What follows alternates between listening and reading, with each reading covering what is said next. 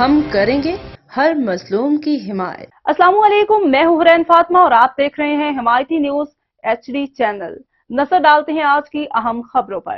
پاکستان اور کیریبین جزیرے کے ملک سینٹ لوشیا نے اپنے سفارتی تعلقات کا باقاعدہ آغاز کر دیا۔ اقوام متحدہ میں پاکستان کے مستقل مندوب منیر اکرم اور سینٹ لوشیا سے ان کی ہم منصب سفیر منیسا رمبالی نے پاکستان مشن میں ایک سادہ تقریب میں مشترکہ اعلامیے پر دستخط کیے۔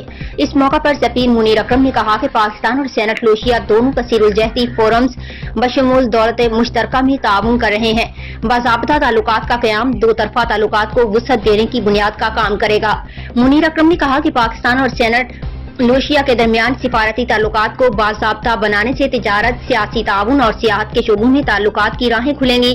دونوں ممالک میں سیاحت کی بے پناہ صلاحیت موجود ہے جسے سیاحوں کی دوروں کے ذریعے دریافت کیا جا سکتا ہے۔